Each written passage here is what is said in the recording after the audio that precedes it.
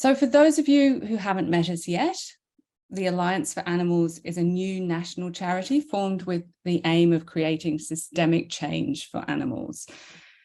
The Alliance core members are 6 of Australia's leading animal protection organisations, and we also count a further 18 groups as part of our broader organisational network. To explain why the Fair Go for Animals campaign has been created, I'd like to welcome my colleague Meg Good. She's going to tell us all about the campaign and the significant problems that exist in the current policy framework for animal welfare in Australia. So I'll hand over to you now, Meg. Thank you.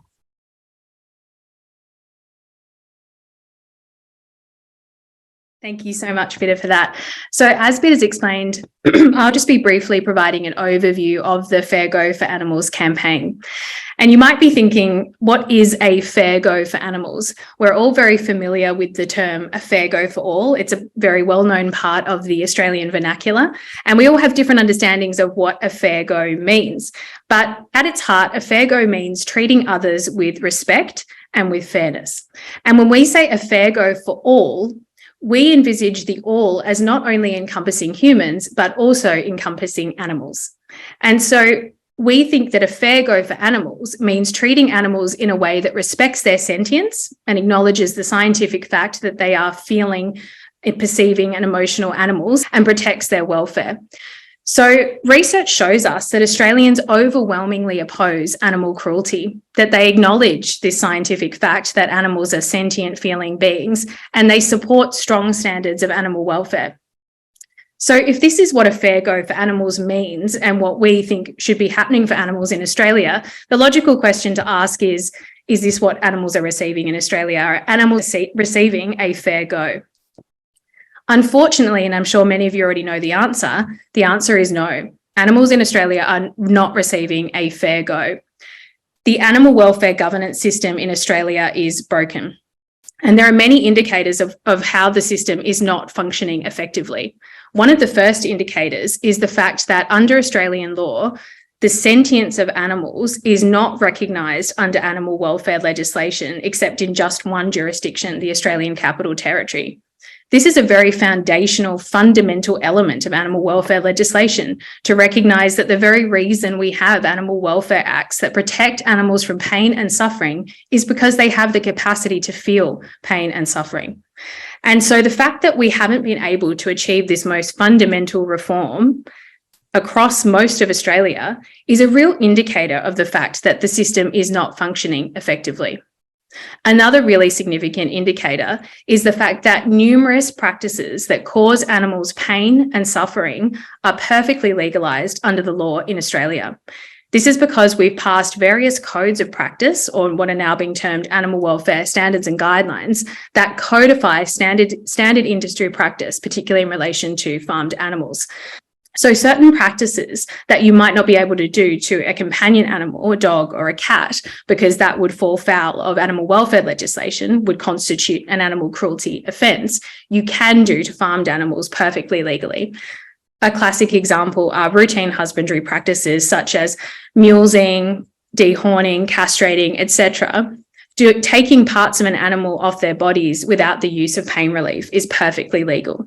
So the fact that that system is currently allowed is a really significant indicator of the fact that the system is broken. Another issue is the fact that enforcement responsibilities for animal welfare legislation are relegated to charities with limited government support. This is unprecedented. It's very unusual to have a public interest piece of legislation to be delegated to charitable organisations who then don't receive sufficient funding from government to perform their duties. It's not acceptable that they receive such little funding to perform these statutory obligations. And it really comes down to the fact, this fourth point, that governments view animal welfare as a very low priority issue compared to other comparable issues. And the fact that they view it as a low priority issue is evident in the rules that we have in regards to animal welfare standards, but also in relation to the fact that the scale of animal use is not reflected in the amount of funding that is provided for animal welfare services across Australia. And this system doesn't meet the expectations of the Australian community. The Australian community expects more from the system than this. And I think most Australians would be surprised to learn that legal protections for animals are completely inconsistent across the country. They are inconsistent between state and territory jurisdictions, and they're also inconsistent in terms of the type of animal. So how you're treated as an animal, the protections you receive under the law are really dependent on which jurisdiction you exist in Australia and what type of animal you have been classed as. And I think most Australians wouldn't view that as acceptable. They would want some sort of ethical or legislative consistency across the country. So you might be thinking, how have we gotten here? How has a country like Australia gotten to the point where we have an essentially broken animal welfare governance system? And at the heart of the regulatory problem is the fact that the very departments that are charged with promoting animal use industries are also the departments that are given responsibility for animal welfare. So agriculture departments in Australia have two interests. They need to promote animal welfare and they need to promote animal use industries. To some extent, these two interests do align. So promoting animal welfare to a certain extent can improve productivity and profitability, and such there isn't a conflict there. But there are instances where improving animal welfare to a certain extent can result in productivity and profitability losses for industry. And that's where the conflict comes in, where these two interests don't align perfectly. And these conflicts of interests are built into the system itself, because we actually assign, in our institutional design of this governance system, we assign responsibility for animal welfare to agriculture departments and to ministers of agriculture. We don't separate these out into their own independent portfolio areas. So these conflicts of interest are not remediated in any way, and in fact, the system exacerbates them. And as a result of this systemic design and this flaw in the systemic design, animal use industries have an excessive degree of influence, both over animal welfare decision-making and the animal welfare standard setting process. And as a result of this, we've seen a real delay in progressing really important reforms for animals. And we'll discuss some of those examples a little bit later on. All of this is exacerbated by the fact, and essentially allowed by the fact, that we have a real lack of legislative guidance in Australia about what you can do in regards to how you run these animal welfare standard setting processes. There's also a lack of guidance about how you make decisions and what can go into these regulations that you create. So, for example, there is nothing that mandates that an independent scientific literature review is conducted before you create animal welfare standards, and nothing that determines how they should be considered in the process. There is nothing that says that you can't pass regulations which actually contradict the primary legislation under which they are made. So you can pass regulations such as codes of practice or standards and guidelines that actually contradict the protective aims of the animal welfare legislation itself. And that's because we don't have a proper legislative process, which is something we'll address a little later on. And finally, as I mentioned before, the chronic underfunding of animal welfare services across Australia exacerbates yet again all of these systemic flaws. So that's how we've gotten to this point. So you can see that it's very clear that the system is broken and we need reform. And the Alliance for Animals is putting forward a framework for reform, a path forward to a fairer Australia for animals, which my colleague will summarise in a moment. It's clear that the system is rigged against animals, that it deprioritises animals' interests and ensures that their interests often come out second best, that they're treated as second priority by government. Animal welfare science is not adequately considered throughout the process, and a lot of that is to do with the fact that there isn't a proper legislative process in place for how animal welfare standards are made. And this system ignores the views of the Australian public. This is not what the Australian public wants. We conducted polling earlier this year, nationally representative survey, that showed that 98% of Australians consider animal welfare to be important. 94% support laws that ensure animals are provided with a good quality of life. 97% support laws that ensure animals are protected from cruel treatment. So that's just a sample of some of the very supportive responses we received in regards to that survey that show what the Australian community expects from the animal welfare governance framework. As a result of the system that we currently have, we are lagging behind the rest of the world. Comparable nations have much further advanced animal welfare standards than Australia, and actually we received a very embarrassing D grade ranking on World Animal Protection's Animal Protection Index. And that was largely because we lack national leadership in animal welfare, we don't have sufficient independence in our governance framework, and we haven't recognised the most basic elements of an adequate modern animal welfare framework, such as recognising the sentience of animals. Animals in Australia deserve better, and Australians deserve better. Australians expect better from this system, which is why we've put together the Fair Go for Animals campaign. And in particular, we've created a report that explains our solution to this problem, explains how we propose to fix this broken system. The Building a Fairer Australia for Animals report is a 76-page, fully referenced report outlining our framework for reform. So I'm going to hand over now to my colleague, Dr. Jed Goodfellow, who will outline what's in the report and our framework for reform. Thank you. Thanks very much, Meg. That was a fantastic overview of the problem that we're facing in Australia when it comes to animal welfare governance. And as Meg's explained, the key resource we're launching today is the Building a Fairer Australia for Animals report. And that sets out the solutions to better animal welfare governance. So I'm going to hand over to Jed now to tell us more about what's in that report. Great. Thanks very much, Bitter, and thank you for Meg for that great context and background there. As you would have gleaned from that overview, the problems that we face with the animal welfare framework in Australia are very much systemic. They're very much at the foundation and built into the design of the system. So any systemic problem requires a systemic response, and that's very much where our reform framework is coming from. We're not looking at sort of tinkering around the edges of what is a fundamentally broken system. We're very much looking at redesigning the system itself to ensure that it's more robust, it's more independent, it's more democratic. And we're certainly very conscious of the fact that this reform framework is quite significant in nature. It's an ambitious reform framework, intentionally so, but we're in this for the long term. So we are confident that over time we will see elements of this reform framework starting to be reflected in state and federal approaches to animal welfare policy and standard setting, because they really do promote some pretty fundamental principles of our system of governance, including, as I mentioned, democratic principles, increasing transparency, increasing integrity and accountability in decision-making on animal welfare. So we've got 6 key reforms that I'll take you through now. Starting from the very top, we would like to see and do need to see ministerial recognition of animal welfare.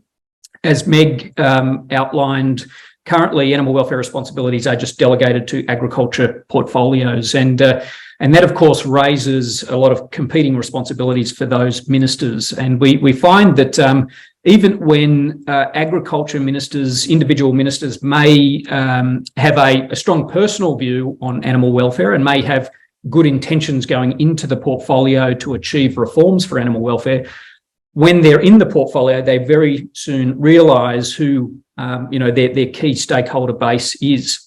And that, of course, is the agriculture stakeholders, and rightfully so. They're agriculture ministers. They're there to support and serve agricultural industries, including the animal-based industries within that broader sector.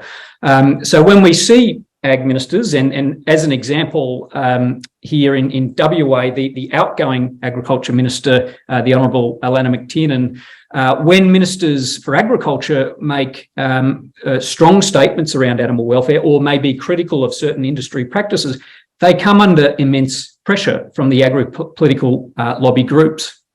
As you can see here, one of the placards I thought summed up quite well this tension and this pressure the ag ministers face. If you can't read that, it says, Alana, you are the Minister for Agriculture. Start supporting WA farmers. You do not represent animal activists in WA. And that was in response to what I thought was a pretty modest statement around the issues in the live animal export trade. So we see here there's a real sense of ownership over agriculture ministers by the agriculture constituency. And that's not surprising. That's because of the nature of that portfolio. And indeed, that's, the ag ministers are there for a reason to support and serve agriculture industries. The question is whether or not it's appropriate to then delegate animal welfare authority, animal welfare decision-making functions to those ministers under those sort of pressures. And we certainly think that because of those inherent restrictions, animal welfare responsibilities should be moved outside of agriculture ministries into separate ministerial portfolios. And we think that it's coming to the point where animal welfare is starting to be such a concern for the community that it should be elevated to the point where animal welfare is recognised in a ministerial title. So we're not expecting just a dedicated animal welfare minister. I mean, that would be ideal. Most likely it would be together with a range of other portfolio responsibilities. But so long as it was separate from agriculture and also mentioned in the title of the portfolio, we think that would really elevate the level of importance of animal welfare within government. It would allow agriculture ministers to get on with their job of promoting agriculture while allowing a little bit more liberty for ministers of governments at the state and federal level to express stronger support for animal welfare measures and animal welfare reforms. So that's number one. The second major reform that is long overdue and needed in Australia is to establish a national commission for animal welfare to undertake the role of leading the development of national animal welfare policy and standards in conjunction with the states and territories and of course, stakeholders. And I really emphasise that point, in conjunction with the states and territories, because this would not be a proposal to usurp the power of states and territories in relation to animal welfare. We're very conscious of the constitutional limitations in relation to who has authority and responsibility for animal welfare. In most cases, it resides with the states and territories, and we certainly acknowledge that. But that's not what is proposed with this model of an animal welfare commission. It would not be regulating, it would not be passing laws, it would not be enforcing laws. It would simply be bringing states and territories together to lead that development process for national strategy, policy and standards. And indeed, there's many examples of already existing Commonwealth agencies that perform precisely this function, where they're setting national standards on issues that are regulated by the states and territories in order to bring about national consistency, national coordination. Some examples include the National Transport Commission, Food Standards Australia and New Zealand. We've got the Safe Work Australia, the Australian Commission on Safety and Healthcare. There's some examples of federal bodies that are developing national policy and standards on issues regulated by the state. So it has been done before, and it certainly can be done in the animal welfare context as well. But don't take our word for it. This is not a proposal that we can really take credit for, because this was actually a key recommendation of the Australian Productivity Commission in their 2016 report on the regulation of Australian agriculture. After reviewing the current framework in Australia, identifying many of the deficiencies that we have outlined earlier today, the Commission recommended that an Australian Commission for Animal Welfare be established to perform that role of national standards development, to increase the independence of that function, its integrity, and taking a more robust science-based approach to setting those national standards. At the state and territory level, we're proposing that state animal welfare authorities would be established under state and territory animal welfare laws. So The current process is for departments of agriculture and primary industries to administer state and territory animal welfare laws. As Meg outlined, that gives rise to competing responsibilities and conflicts of interest. So in order to improve the integrity of that process, regulatory independence, establishing statutory animal welfare authorities under state legislation needs to be an important reform that we seek as well. The rationale for establishing state animal welfare authorities is precisely the same as the rationale for establishing independent environmental protection authorities, which all states and territories in Australia have, with the exception of Queensland. Although we note that the Queensland government is now considering the establishment of an environmental protection agency, and again, precisely because of the issues that we've raised earlier, but of course in the environmental context. As you can see there in their discussion paper from earlier this year, they note that a degree of structural separation can be beneficial as it provides protection from perceived or actual influence, and as a result can promote a culture of independence and increase confidence for stakeholders and the broader community.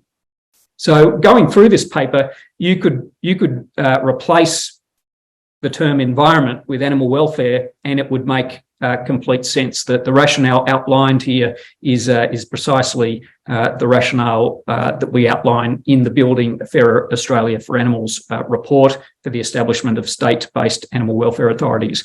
So their functions would include the usual administrative functions under State and Territory Animal Welfare Acts, which could include overseeing the appointment of inspectors. The actual inspectors who enforce the legislation on the ground could still come from the range of bodies that they're currently appointed from, including departments of agriculture, police, RSPCA organisations, but they would be reporting to the state animal welfare authorities as opposed to the state departments of agriculture and primary industries.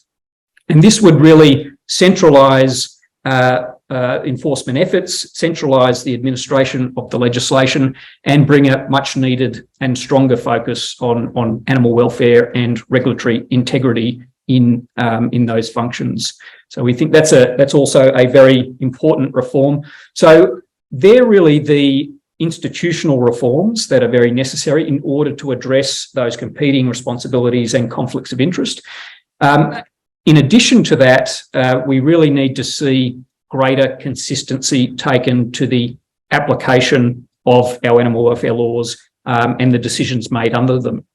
So in addition to the institutional reforms, we're calling for overarching decision-making principles to be introduced to state and territory animal welfare laws, so that decision makers, both within the relevant portfolio, being ministers that have responsibility for animal welfare, also department secretaries, would need to consider any impacts on animal welfare that their decisions may have, and also consider alternatives to those practices that may cause and decisions that may cause harm to animals. And importantly, these principles would not just apply within the animal welfare portfolio, but would apply across government. So any decisions made by government officers, authorities, commissions, etc., would need to consider and apply these decision-making principles. So that, of course, would be quite a significant reform, but it is a reform that is already on the agenda in Victoria. The Victorian government has proposed precisely this, and indeed we've again borrowed this idea from the Victorian government, where they outlined this important reform in their plan for reviewing their state animal welfare legislation. They say in their discussion paper, or their plan, including an obligation for decision-making principles to be considered in the new laws would reinforce the commitment to animal welfare across the Victorian statute book. It would also recognise responsibilities for different portfolios across government. And that's, of course, extremely important, because animal welfare decisions that impact animals don't just occur, of course, in the agriculture portfolio. We've got many different areas of animal use and interaction, the racing industries, for instance, animals in zoos and aquaria. These are all areas that may be regulated under different portfolios. So having a consistent approach to decision making, including considering these principles, would improve that consistency across government.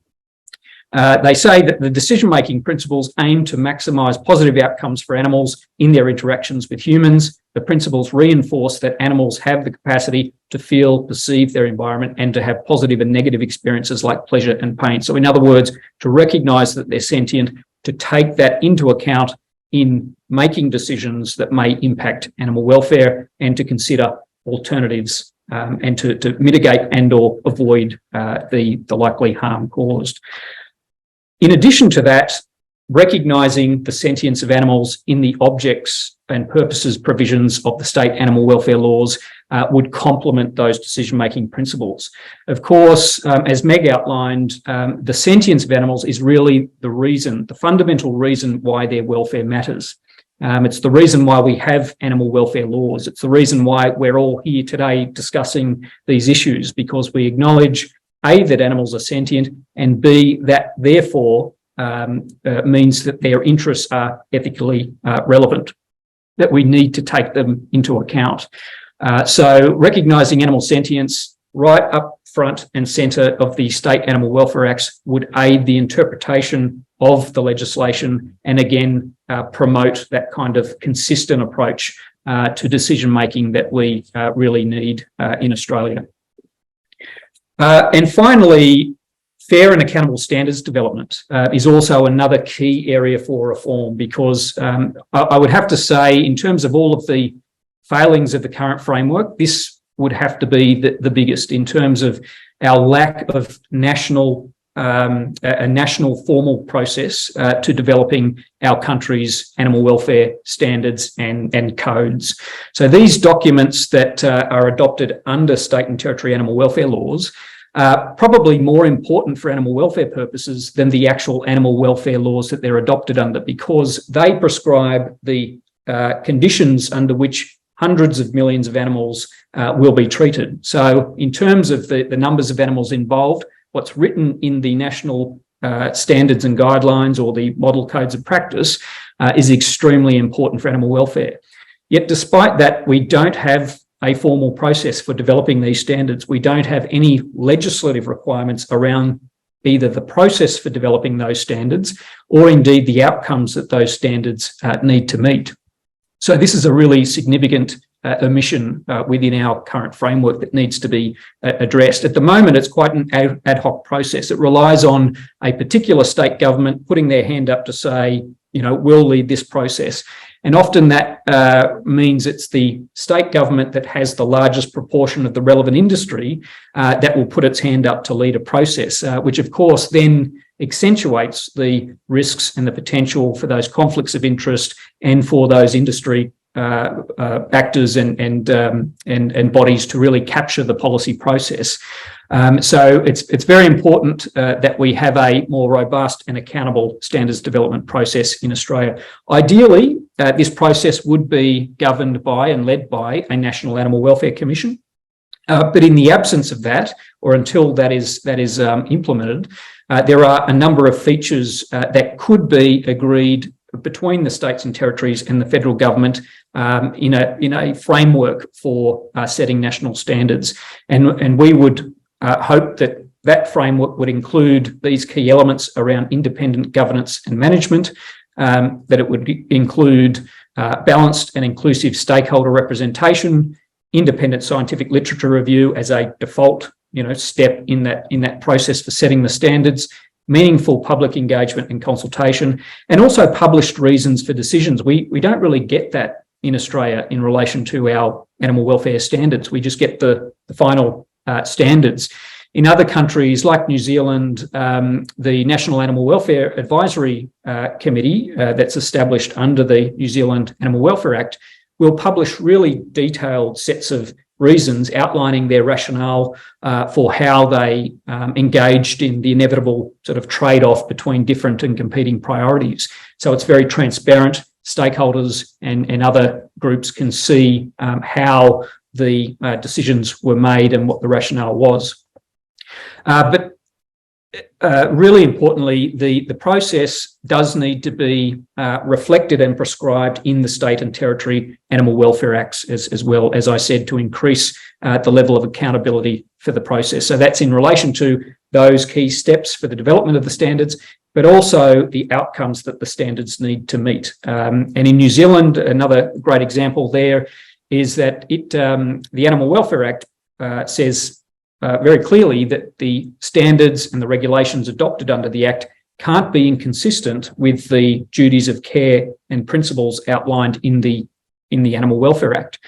So there's greater legislative coherence and consistency flowing through the framework, and that's certainly a major reform that Australia really needs to address at that state and territory level. And finally, it goes without saying that the final pillar of our reform framework is for greater funding and resourcing of animal welfare services in Australia, both relating to policy and standards development, but also enforcement as well. Unfortunately, the previous federal government really gutted animal welfare services in relation to standards and policy. They defunded the Australian Animal Welfare Strategy. It is positive to see that the current government did commit to renewing the Australian Animal Welfare Strategy with a funding base of $5 million over 4 years.